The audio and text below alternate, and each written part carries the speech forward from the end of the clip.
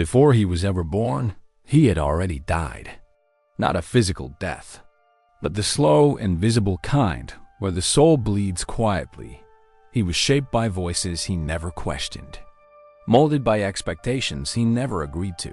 He learned to nod, to smile, to obey, until the mask fused to his skin. But inside, a fire refused to die, a whisper that screamed, "This is not who I am." So he disappeared, not to escape, but to erase. He held his own funeral in silence. No audience, no eulogy, just freedom. He didn't become someone new. He became no one. Every truth he rebuilt was forged in silence and sharpened in solitude. The old version? He's buried, dead, forgotten. What rose in his place wasn't human. It was purpose, given form. He stopped chasing approval, stopped seeking applause. He found stillness in what others ran from, his own mind. When no one was watching, he rebuilt, not with pride, but with precision. He wasn't healing, he was preparing. The old life knocked. He never answered. He didn't ghost the world. He exercised it, and when he returned, he brought nothing back. No apologies, no explanations, because the man they remembered was already dead. He didn't rise. He emerged. From the ashes, he made himself, no longer needing to be understood, just felt. His presence didn't ask permission. It demanded recognition. Not loud, not violent, but unshakable. You couldn't argue with him. He had nothing to prove. He didn't dominate the room. He was the room, not feared, not followed, understood by those who had also died and come back. He didn't teach. He was the lesson.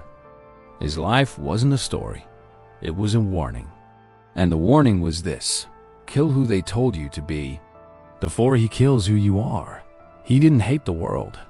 He simply refused to let it tell his story anymore. Most people survive. He chose to live. Every scar he carried was earned in silence. Not once did he ask the world to understand him. He wasn't speaking to the world. He spoke only to those who listened without ears, who saw without eyes. He became a myth, not because he wanted to be remembered, but because he refused to be defined. Legacy was never the goal. Freedom was. And freedom meant this: no one owned his name. No one wrote his ending. If you met him today, you wouldn't know him, but you'd feel something. That something is the version of you he came to wake up. Because he wasn't a ghost.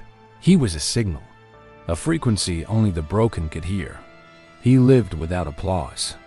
And when death came for him, he didn't beg, he bowed. Because ego fears death. But he had killed his long ago. He wasn't afraid of dying. He feared dying as someone he never chose to be.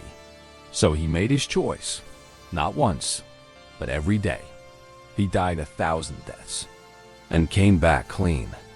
If you felt his presence, it wasn't luck. It was time.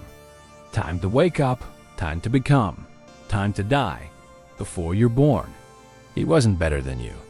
He was you, with the lies stripped off. He didn't speak from books. He spoke from the battlefield of the soul. If you hear him now, it means you bled enough to listen.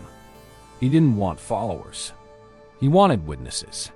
Witnesses to what it means to kill who you're not before he kills who you are. That man, the one who died before he was born, he didn't change the world. He changed himself, and that was enough. Because the war was never outside. It was always within. And he won. Now he waits, not to be worshipped, but to be remembered. When it's your time to choose, this is your choice, your war. And if you've listened this far, you've already begun.